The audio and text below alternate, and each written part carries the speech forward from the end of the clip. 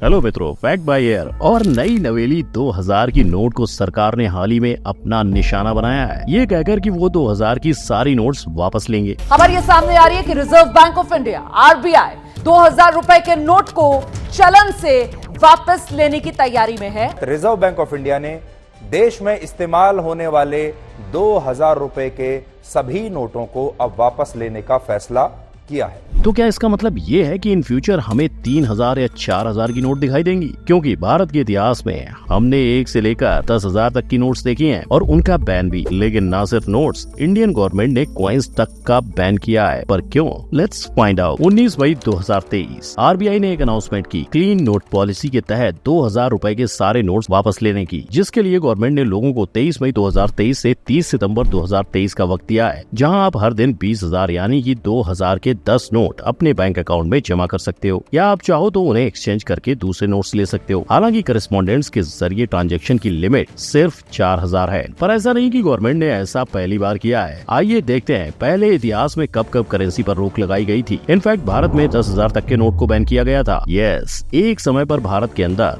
10,000 रुपए और 5,000 के भी नोट्स चलते थे, और ये नोट्स 1938 में आरबीआई की स्थापना के बाद उसके पहले साल में ही छापे गए थे, जिसके साथ साथ आरबीआई ने इन 5, 10, 100, 500 के नोट्स को भी जन्म दिया। लेकिन आरबीआई इन करेंसीज को लॉन्च करे उससे पहले ही भारत में कई सारी करेंसीज हुआ करती थी, जैसे फ्रांस, पुर्तगीज, हैदराबाद और बर्मा। मगर फिर भी इन सारी करेंसीज के बीच शातिर ब्रिटिशर्स झुके नहीं, और वैसे भी वो ब्रिटिशर्स ही थे जिन्होंने इंडिया में कड़क नोट्स का चलन जारी किया था। और आरबीआई की स्थापना के बाद तो जैसे इतिहास ही रच दिया, क्योंकि जब उसने 10,000 जैसे बड़े नोट्स जारी किए तो ये नोट्स लोगों को तब काम के लगे जब ब्रिटिश सरकार वर्ल्ड वॉर सेकेंड के दौरान सफल रही और सारे मंदे धंधे फिर चल पड़े थे। इस दौरान हर दूसरा बिजनेसमैन टैक्स न भरने के चलते कालाबाजारी पर उतर आया, और जब ब्रिटिश सरकार को ये नजर आया तो उन्होंने तुरंत 1940 आजादी के एक साल पहले 1000 और 5000 और 10,000 की नोट्स पर बैन लगा दिया। पर 1947 इंडिया आजाद हुआ। आरबीआई अब अंग्रेजों के इशारों पर नहीं, अपने देश को आगे बढ़ाने के लिए काम करने वाला था, और इसकी शुरुआत आरबीआई ने 1 रुपए की नोट छाप कर की थी। आज भले $1 के मुकाबले हमारी करेंसी वीक है, पर 1947 में प्रिंटेड 1 रुपया $1 के बराबर था। 1947 के 3 साल बाद आजाद इंडिया के सबसे पहले कॉइन्स बनाए गए, जो आना सीरीज के नाम से लाए गए, जिस पर ये तस्वीर थी। पर इन सिक्कों का हिसाब 1 रुपया बराबर 16 आना होने से लोगों को लेन देन में जो दिक्कत थी उसे खत्म करने के लिए सरकार ने 1955 में 1 रुपया यानी 100 पैसा कर दिया। 1957 से लेकर 1964 के बीच आरबीआई ने जिन सिक्कों की छपाई की उनके साथ नया ये शब्द जोड़ा गया, जैसे 1 नया पैसा, 2 नया पैसा। इन सिक्कों के अलग अलग आकार और इन पर की गई नक्काशी सरकार ने इसलिए की थी ताकि अनपढ़ से लेकर अंधे व्यक्ति तक हर कोई आकार और नक्काशी से सिक्कों के दाम समझे और उन्हें इस्तेमाल कर सके। नोटों की बात करें तो 1954 में सरकार ने 1946 में बैन हुई नोटों को एक बार फिर से लॉन्च किया। यही नहीं, हज पर जाने वालों के लिए भारत सरकार ने 1959 में स्पेशल नोट निकाली थी, जिन्हें वो सऊदी अरेबिया में जाकर इस्तेमाल कर सके। यानी बैन से पहले ये सारे सिक्के और ये सारे नोट्स चलन में थे। हालांकि 1978 में एक बार फिर गवर्नमेंट ने इन सभी बड़े नोटों को बैन कर दिया। 1978 के नोटबंदी के बाद भारत ने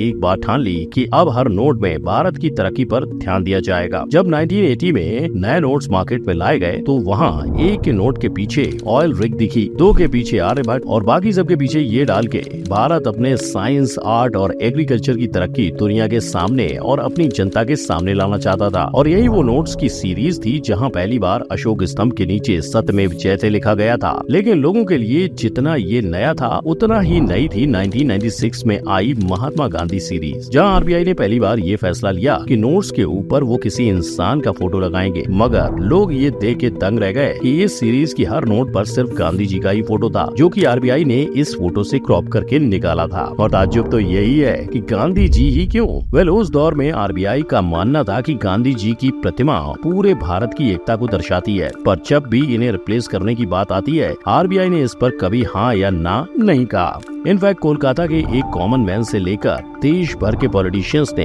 गांधी जी को हटाकर बागी चेहरों को लाने के लिए पिटीशन फाइल कर रखी है। और तो और केजरीवाल जी ने तो नोटों पर भगवान की फोटो की ही मांग कर डाली है। चाहे 1996 में गांधी जी से ये सिलसिला शुरू हुआ हो, पर आरबीआई ने 1990 से चलते चिल्लर की डिजाइन वैसी की वैसी रहने दी, जहाँ सिक्के कुछ ऐसे दिखाई देते थे। पर ऐसा नहीं है कि यहाँ भी सब कुशल मंगल हो रहा था। ना 1994 में 1 रुपए की नोट पर भारत सरकार द्वारा रोक लगा दी गई थी, जहां सरकार को इसे प्रिंट करने में 1 रुपए 48 पैसे लग जाते थे। अब जहां घाटा चल रहा हो तो क्यों ना सरकार थोड़ा बचा ले। लेकिन 2015 से सरकार ने इसे फिर से प्रिंट करना शुरू किया है, पर इसका चलन सिर्फ एक प्रॉमिसरी नोट के तौर तक ही सीमित रहेगा। और 1994 का ये बैन 19वीं शताब्दी का आखिरी बैन था, जिसके बाद आरबीआई ने अर्ली 2000 तक अपने किसी भी करेंसी पे बैन नहीं लगाया। 2001 से 2005 ये वो दौर था जब इन सिक्कों और इन नोटों से इंडिया का बिजनेस चल रहा था। पर इन पुराने सिक्कों और नोटों के बीच 2005 में एंट्री हुई इसकी पहला 10 रुपए का कॉइन। और ये कॉइन आजादी से लेकर 2005 तक का पहला ऐसा सिक्का था जिसे आरबीआई ने 2 अलग मेटल से बनाया था। पर सिक्कों की इस कहानी में जल्द ही एक ट्विस्ट आया, जहाँ 1988 से चलता आ रहा 5 का सिक्का सरकार के 2005 में लाए गए 5 के सिक्के से बदलने लगा और धीरे धीरे पुराना सिक्का सबकी नजरों से दूर हो गया। अब भाई लोग हुआ यूं कि जो बाकियों की नजर में नहीं आया वो सरकार ने ढूंढ निकाला, 5 रुपए सिक्के की कालाबाजारी। यहाँ से 5 के सिक्के को बांग्लादेश ले जाना, फिर उसे पिघला के उसमें से 6 रेजर्स बना लेना, और ऐसा करते करते लोग 5 का 12 करने लगे। फिर क्या, सरकार को पता लगते ही उन्होंने पतले 5 के सिक्के निकालने शुरू कर दिए और 2005 से लेकर 2009 तक आरबीआई ऐसे ही सिक्के बनाती रही। लेकिन 2011 आते ही उन्होंने सिक्कों पर से रुपीस हटाकर उसका सिंबल लगा दिया। 2005 में नोटों पर भी नए सिक्योरिटी फीचर्स लगाए गए और 2011 में इन्होंने भी रुपीस के नए सिंबल्स को अपनाया। हालांकि इसके बाद सिक्कों और नोटों की न्यू लॉन्चिंग से पहले वो हुआ जिसे लोग करीबन 40 साल पुरानी बात कह के भुला चुके थे।